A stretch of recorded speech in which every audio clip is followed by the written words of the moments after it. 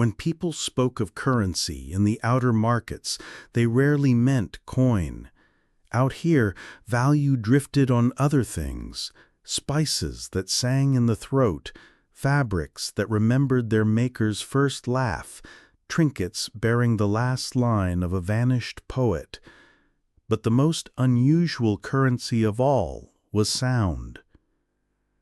The markets clustered around orbital rings and asteroid piers, a scattering of stalls and ship bows, and at the very center of one such market was Mara's stall. She called it no name that mattered to the ledgers. The locals simply knew it as the stall that kept opening long after the sun left the sky. A narrow booth of battered alloy and plastered cloth, a single instrument case leaning against a crate of dried fruit, and a row of jars on a shelf, each labeled in the hand of 100 dialects: lullaby, work chant, harvest pulse. People who traded songs did not do so because they were greedy.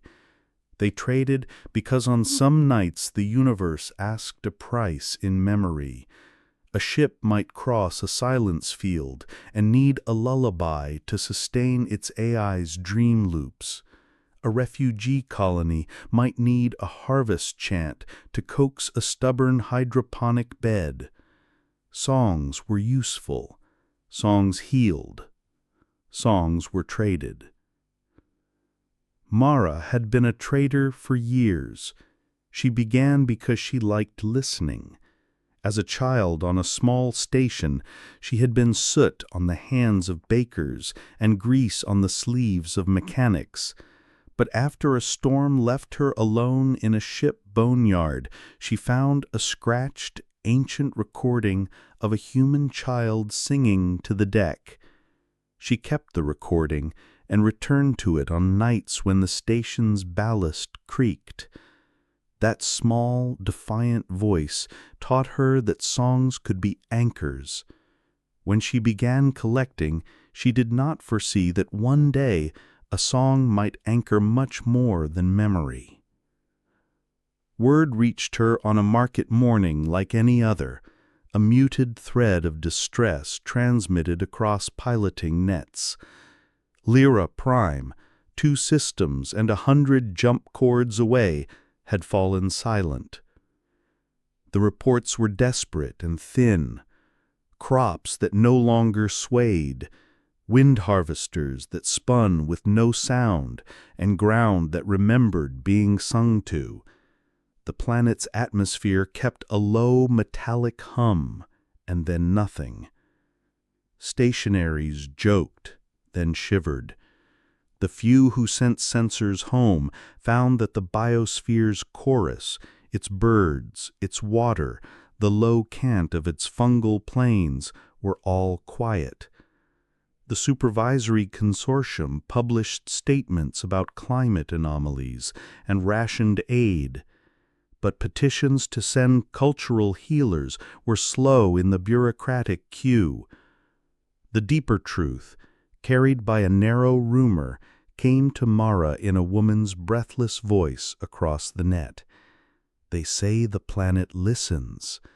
If it has been unlistened to, perhaps it will no longer answer. Mara folded the rumor into her morning inventory. Everyone, everywhere, had a piece of a planet that wasn't theirs. Everyone, everywhere, wanted to help and could not. The idea lodged in her like a familiar note. She closed shop, gathered instruments, and booked a passage on a freighter headed roughly toward the outer ring. People at the market guessed different reasons. Some thought she chased a legend. Others thought she sought profit. After all, in the auctions, a healing song fetched sums that could buy hull plating. Mara smiled at both as she left. She didn't expect profit in coin. She expected sound to tell her what it wanted. Her passage took her through corridors of static and shipping announcements, through a sky of transit beacons and cargo clouds. When the freighter dropped out in Lyra's system, the pilot's face went very still. Mara had seen that face before when the freighter met a storm, the whiteness around the pilot's eyes that said the trip would be different. The shuttle glided down through a dusk that was not quite dusk. Lyra's clouds hung in layers of pewter, and the ocean she saw below was a color between iron and memory. The port city, once called Verdun, lay empty along parts of its wharf. Winds moved like a person in mourning, slow and deliberate. When Mara set her foot on the quay, the sound, or lack of it, pressed close like a hand on the ribs. A child greeted her first, not with questions of coin or commerce, but with 2 fingers pressed to her own lips and a trembling gesture. Listen. Mara listened. The air held a thinness, as if the planet's voice was a thing that had forgotten how to be breathed. The elders took her to a place with instruments, a conservatory hollowed out into rock, where old recordings hung in canisters like trapped moths. Once they played, vibration flowed briefly through the speakers and then splintered into silence. "This is what we have left," an old keeper said. "We play and the land answers, once and then forgets. We cannot coax the chorus back. The ocean listens and refuses to sing." Mara sat among the keepers, and for the first time in her life she felt the weight of a whole world asking for a melody it could hold. It was not a job for a single trader with a case of jars and a skin of patience. The problem, if it was a problem, wanted stories, not single notes. But that was where human doing often started, a small willingness, followed by another, until the smallness had shape. That night, Mara dreamed the planet's silence as a wound. In her sleep, she heard a memory of her childhood, the old recording of the child on the deck, and she woke with a stubborn thought.